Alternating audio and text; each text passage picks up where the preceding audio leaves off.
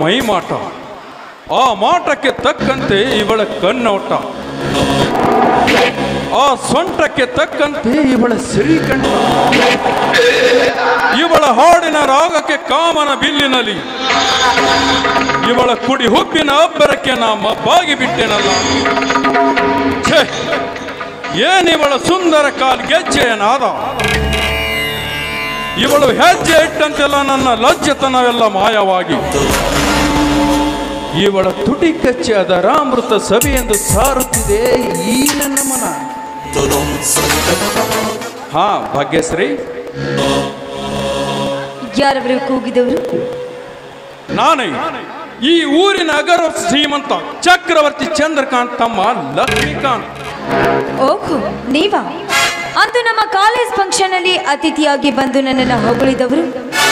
ಹೌದು ಭಾಗ್ಯಶ್ರೀ, ಗಾನದಲ್ಲಿ ಗಂಧರ್ವ ಕನ್ಯೆ ಅಂತ ಮಿಗಿಲಾಗಿ ಹಾಡಿ ನಾಟ್ಯ ಮಯೂರಿಗಿಂತ ನರ್ತಿಸದ ಈ ನಿನ್ನ ಕಾಲ್ಗೆಜ್ಜೆ ಸಪ್ಪಳ ಇನ್ನು ಮಾಸಿಲ್ಲ ನನ್ನ ಈ ಮಸ್ತಕದಲ್ಲಿ.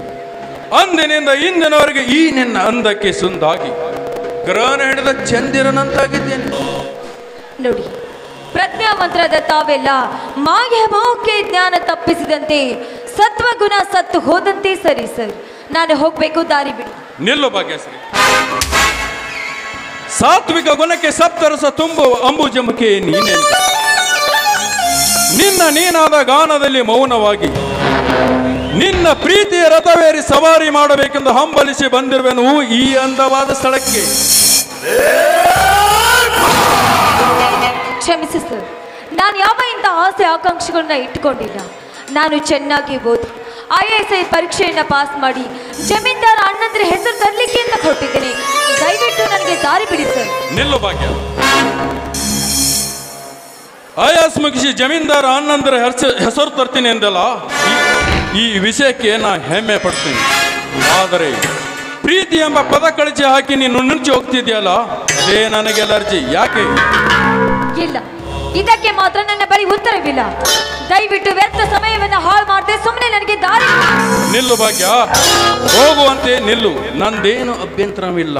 ಆದರೆ ವ್ಯರ್ಥ ಸಮಯ ಹಾಳು ಮಾಡಬೇಡೆಂದೆಲ್ಲ, ಈ ಸಮಯದ ಅರ್ಥ ನಿನಗೇನಾದರೂ ಗೊತ್ತಿದೆಯಾ? ಇಲ್ಲ ಇಲ್ಲ ಇಲ್ಲ, ದಯವಿಟ್ಟು ಈ ವಿಷಯ ಮಾತ್ರ ನನ್ನ ಮುಂದೆ ಏನು ಹೇಳಬೇಡಿ. ಹುಚ್ಚಿ, ಮಕರಂದ ತುಂಬಿದ ಹೂವೊಂದು ಅರಳಿ ನಿಂತಾಗ ದುಂಬಿ ಬಂದು ಅದರ ಸುಗಂಧ ಹೀರುವುದು ಈ ಪ್ರಕೃತಿಯ ನಿಯಮ. ತಾರುಣ್ಯ ತುಂಬಿದ ಹೆಣ್ಣಿನ ಸಂಘ ಬಯಸುವುದು ನನ್ನಂತ ರಸಿಕನ ಗುಣಧರ್ಮ. ನೋಡು ಭಾಗ್ಯ, ಪ್ರೀತಿ ಎಂಬುದು ಸಮಗ್ರ ಜೀವನದ ಏಕೈಕ ಜೀವಂತ ಸರೋವರ. ನಾವಿಬ್ಬರು ಅದರೊಳಗೆ ಸೇರಿ ಸೇರಿದರೆ ಈ ಒಡೆಯನ ಸತಿ ನೀನಾಗಿ ಬಾಳ ಬೆಳಗು.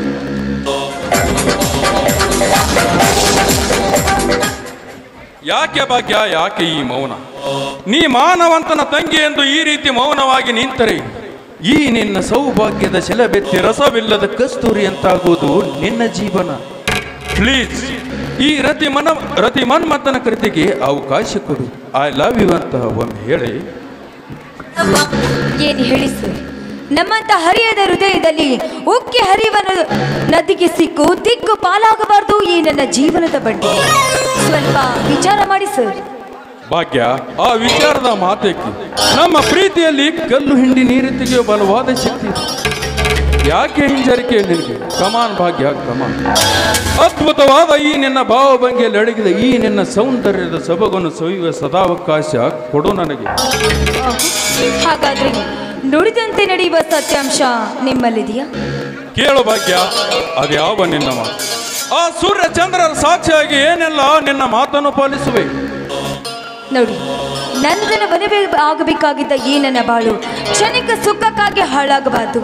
ಅತ್ಯಮೂಲ್ಯವಾಗಿರುವ ಈ ನನ್ನ ಶೀಲ ಕೆಸರಿನಲ್ಲಿ ಬಿದ್ದು ಹೂವಂತಾಗಬಾರ್ದು. 1000 ವರ್ಷ ಗತಿಸಿದ್ರು ಕೂಡ ನೀನೇ ನನ್ನ ಸತಿ ಅಂತ ನನ್ನನ್ನ ಒಪ್ಪಿಕೊಳ್ಬೇಕು. ಇದನ್ನ ನಿಮ್ಮಿಂದ ಸಾಧ್ಯವೇ? ಸತ್ಯವಾಗಿ ಹೇಳ್ತೀನಿ ಭಾಗ್ಯ, ನಮ್ಮ ಪ್ರೀತಿಗ ಕೃಷ್ಣನ ಸುದರ್ಶನ ಚಕ್ರವೇ ಅಡ್ಡಿಯಾದರೂ ನಾ ನಿನ್ನ ಕೈ ಬಿಡಲಾರೆ. ನಿನ್ನೆ ಅವಶೀಲದ ಬಾಳಿನ ಬಗ್ಗೆ ಮುಳ್ಳಿನ ಹಾಸಿಗೆ ಹಾಸಿದೆ, ಹೂವಿನ ಹಾಸಿಗೆ ಹಾಸಿ ನನ್ನ ಜೀವನದಲ್ಲಿ ಎಂಥ ಕಷ್ಟ ಎದುರಾದರೂ ನಾನು ಅದನ್ನು ಎದುರಿಸಿ ಸಾಯುವವರೆಗೆ ನೀನೇ ನನ್ನ ಸತಿ ಎಂದು ಬಾಳುವೆ. ಇದು ರಾಮವಚನ. ಮೆಚ್ಚಿದ ರಾಜ, ಈ ನಿನ್ನ ಸತ್ಯದ ಸತ್ವ ಪರೀಕ್ಷೆಗೆ ಬಾ ರಾಜ. ನಿಮಗಾಗಿ ಮೀಸಲಿಟ್ಟಿರುವ ಈ ಮೃಷ್ಟಾನ್ನ ಭೋಜನವನ್ನ ಉಂಡು ಆನಂದಿಸಿದ. ಬಂದೆ ರಾಣಿ. ನಿನ್ನಂತ ಅಮೂಲ್ಯ ರತ್ನವನ್ನು ನನಗಾಗಿ ಸೃಷ್ಟಿಸಿ ಇದರಿಗೆ ಕಳಿಸಿದ ಆ ಬ್ರಹ್ಮ ಎಂಥ ಚತುರ. ಬಾ ನನ್ನೊಂದಿಗೆ ಹಾಡಿಕೊನೆ.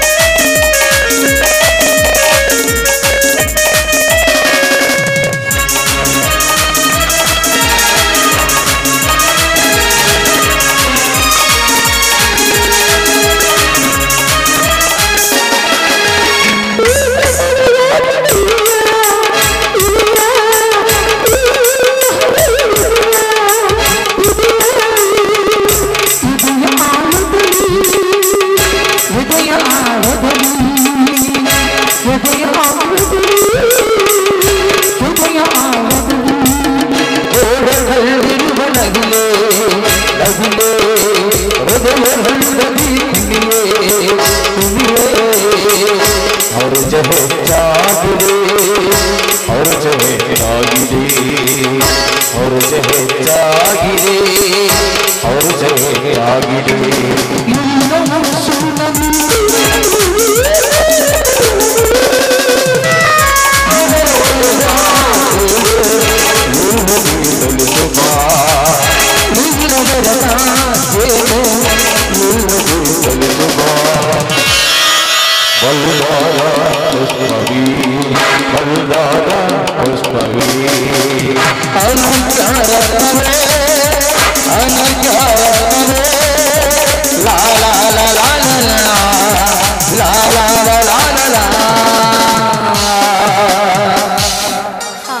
ಇದಕ್ಕೆ ನಿಮ್ಮಣ್ಣ ಭಾಗ್ಯಶ್ರೀ, ಇದಕ್ಕೆ ನಮ್ಮಣ್ಣ ಎಂದು ಒಪ್ಪಿಕೊಂಡಿದ್ದಾನೆ. ನಿಮ್ಮಣ್ಣ ಖಂಡಿತವಾಗ್ಲೂ ಒಪ್ಕೊಳ್ತಾರೆ, ಯಾಕೆಂದ್ರೆ ನಾನೇ ಅವರ ಮುದ್ದಿನ ತಂಗಿ. Very good. ಹಾಗಾದರೆ ನಡೆ ಹೋಗೋಣ. ಬನ್ನಿ ಹಾಗಾದ್ರೆ.